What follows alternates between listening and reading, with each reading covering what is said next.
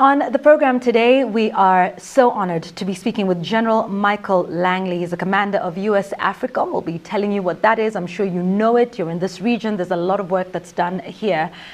And we're here to speak about why he's here in the country and what big conference is happening in the country at the moment. General, thank you very much for making time for us on Citizen Television. Thank you, Ibrahim. Let's begin by understanding why you're here. There is the Chiefs of Defense Forces conference. Tell us about that and what role AFRICOM is playing. Well, for U.S. AFRICOM, we yearly put on the Chief of Defense Conference. You know, when I first took command back in 2022, we had a conference in Rome. And I said, you know what? That's fine and good. You know, everyone wants to go to Rome, but I saw that this conference is for the African Chiefs of Defense. It should be on the continent. And we went to have our own last year in Botswana. And it really opened things up to address issues, military issues, security issues, shared objectives of how to achieve security and stability across the continent. So that was a purpose. And now we're here in Kenya. And as I had discussions with the Chad, General Traoré, he says, yes, I would love to host this conference. So it's an ownership by the Chiefs of Defense across Africa. And here we are. Tell us about the relationship between, AFRICOM and, of course, the various militaries around Africa. And we'll come to Kenya in a moment. Mm-hmm. But speak to us about the cooperation and the support that's been provided. How would you categorize that? Oh, wow. It's broad and wide as far as our engagement with the militaries across the continent, across the regions from North Africa to Southern Africa, East and West. We deepen our partnerships with various countries and their militaries to build towards what we see first as security comes first. For good governance and to institutionalize the militaries is the first step to be able to get stability and also prosperity for countries. That's where we engage with various countries across West Africa and East Africa and across the Maghreb as well, and then in Southern Africa. We've been building on these relationships for years, since 2007, 2008, engaging with various African countries that have shared objectives, shared values in our approach to the threats, but also to explore the opportunities. Okay. What's the shared objective with Kenya? We know we recently got major non-NATO ally status. How do you see that from a military and security perspective? Well, the KDF, the Kenyan Defense Forces, have a reputation here in East Africa as a leader and security exporter.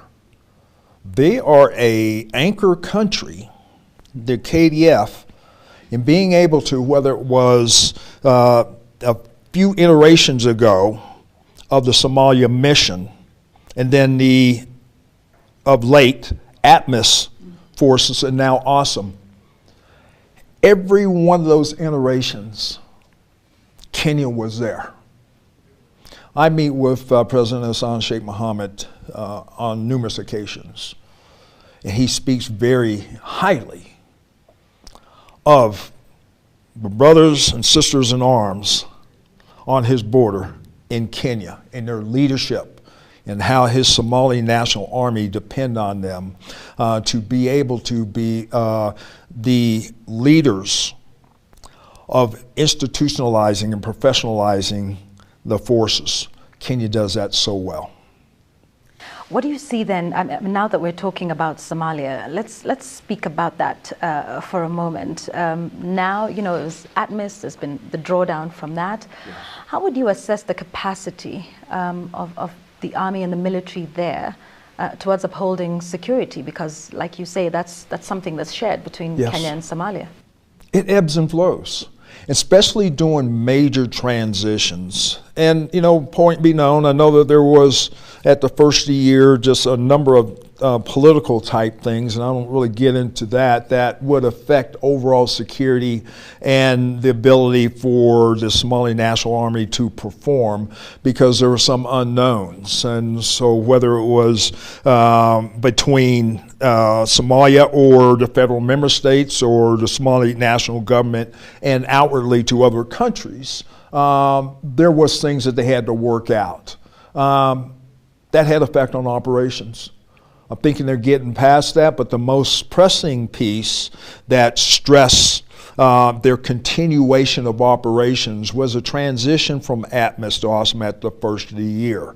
And anytime there's change, there is a ability for the adversaries to exploit that gap or seam in time and push their operations, trying to be able to get a foothold and take the fight to the Somali National Army. That's what we're seeing now. But this is a very resilient force, force generation. A number of partners are helping to be able to recreate what they've achieved in the last couple of years across central Somalia and even into the south. Why do you think the threat remains so persistent decades on? There's been quite a bit of work that's been done in Somalia. AFRICOM has played a very central role. Why do you think the threat of terror remains persistent, and what is the end game? What does that look like? Well, part of it is Al-Shabaab, long-standing terrorist organization, sponsored by Al-Qaeda. They want to be able to use their operations, their information operations, become that shadow governance, illicit activities, nefarious activities, preying upon the people across Somalia, the marginalized clans, with false narratives and saying that they're here and they can provide better than the government. So they've been doing that for a number of years. They've been doing a number of, within their own funding type, really pressing some of the clans for resources, actually just capturing resources, taxes, illegal taxation on these members, and saying that they are going to be the provider when they're actually not. So the federal government of Somalia has been very active at trying to downplay that and doing assurance actions, getting out in the community. So through their liberation phases and stability operations, they bring their whole of government in providing services, education, to connect with the outer regions across Haran, Galmudug, and other regions across Somalia. I want us to focus now because there's a lot happening in the region, and a lot of that affects the peace and security and stability of Kenya being yes. central in the region. I'd like us to focus now for a moment on Sudan. Yes. The crisis there now in its second year. Two sides in this conflict, one indicted for crimes against humanity in Darfur, the other is facing legitimacy questions due to a coup. In this divide, General Langley, does AFRICOM have a side? Well, that's a policy question. Right now, we want peace because, point being known, these atrocities and this civil war since 15 April 2023, and the displaced population from the Darfur region into other countries, it's a travesty. The casualties there are equivalent to any other place on the globe. And that story needs to be told. Burhan and Hamedi going at it, two warlords that actually was a coup within itself. It was supposed to be civilian governance. It was supposed to be elections. And then war broke out. Who suffered from that? The people of Sudan suffered from that. So we're trying to push for peace. There needs to be coming. So that's in our policy realms and diplomatic realms of those leaders across the globe, to get them to come to the table. There was atrocities on both sides. And what role is AFRICOM playing, if any, even behind the scenes? This is strict. This is at the higher level. Okay. As far as the diplomatic piece, we don't have a military role there. Do you see the Sudan conflict as posing a great security threat in the Horn of Africa? Or how would you assess, that situation? It could emanate. Yeah. It can emanate, just the instability there, and could affect more migration, whether that migration goes east, west, or even north, of displaced populations, has reverberating effects across other communities that stokes conflict. We see that even down south when you look at the DRC and the M23 and displacing, as they marched upon Goma, displaced populations. It affects people's lives and stability. And when populations move, it disrupts where their in location is, because there's not the capacity to provide for them. So we look at those reverberating type effects, cascading effects, if you will, and it happens and it has a threat of happening across the region. For example, populations coming out of the Darfur region and going into Chad is disrupted. They may not have the necessary type services to be able to accommodate those populations. So you say you're not present on the ground, but is AFRICOM monitoring the flow of arms, external influence in this conflict, including the latest reported use of chemical weapons by the RSF? Well, you know that the U.S. is considering sanctions. So yes, that's at the higher levels. Those policies, those decisions are the White House, but at AFRICOM, we need to be able to do indications and warnings of that. Are you concerned? And watch what's going on. Say again? Are you seeing anything that concerns Well, you? we report that to our government. Okay. We report that for our government. So it's public now that we are investigating the use of those chemicals. So that's where our U.S. government takes over. The number of communities across the leadership, the UN, they look into these things, and they do extensive measures to be able to investigate it. Okay. I want us to talk a little bit broadly now, because we've focused on the crisis in Sudan, yeah. The war on terror, across the border in Somalia. But do you see, a threat beyond the reference to terrorism? What do you think is the greatest threat in the region at the moment, beyond the common reference, for instance, to terror? Well, I would just say just a number of layered threats that I see across the Sahel that emanates downward and could even rise up and back into the Maghreb. When conditions are met, it could exacerbate more instability across the population. That's why I always said that when we look for a solution set, and we're going to be able to table this issue again at this Chad conference, what is the enduring solution for terrorism? As we learned a lot of lessons, what came out of the Levant, out of the Middle East, and Syria and Iraq, and it emanated downward. Because it's important that I put this statistic out there. In 2007, the global percentage of terrorism on the African continent was 2%. 2024, it's like 43%. It migrated down. That ideology migrated down, and some fighters did come through the Maghreb. Just a number of things, the Arab Spring, and the Libya downfall, but that narrative came down into the Sahel.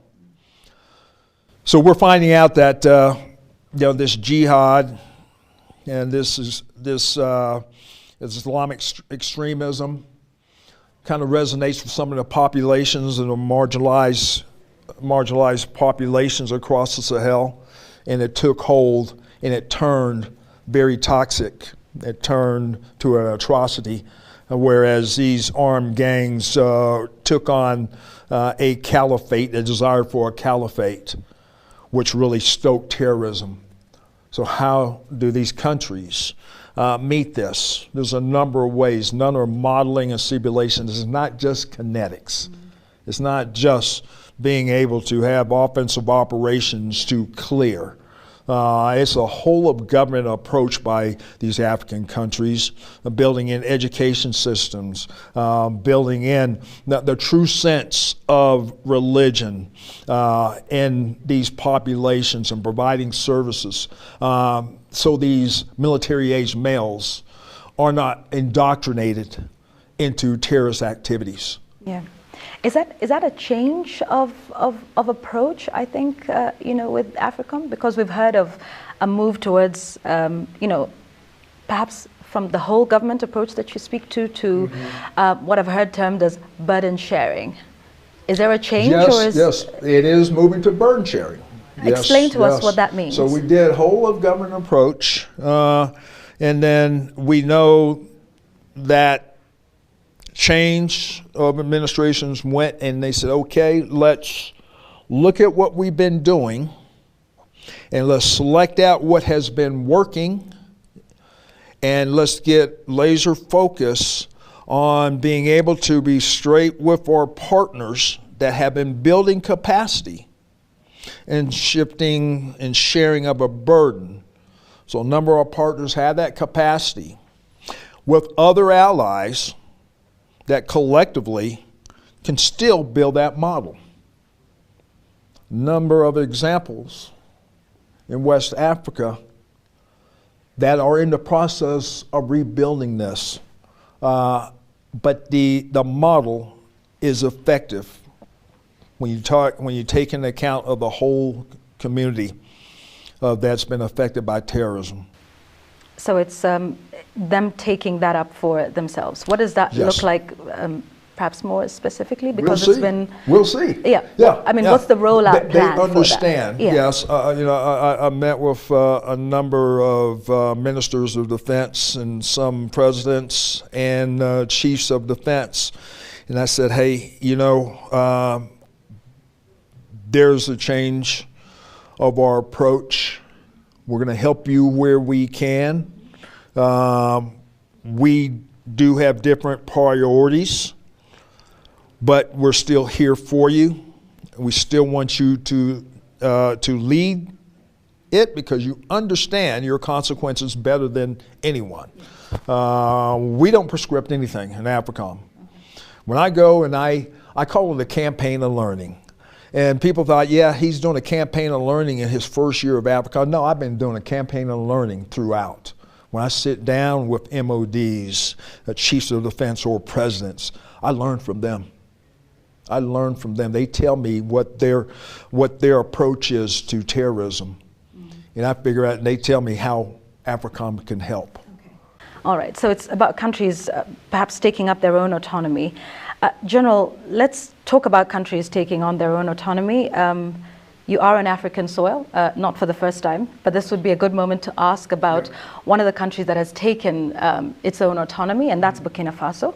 Yeah. Your remarks recently at the Senate seem to suggest that he's diverting, General Traoré, is diverting its 4 billion gold reserves to sustain his military rule rather than for public welfare. These remarks sparked widespread condemnation across the continent. What did you mean by that statement? Let me speak to Burkina Faso's sovereignty. They maintain their sovereignty. They make their decisions how they use their resources. They make their decisions who their resources go to for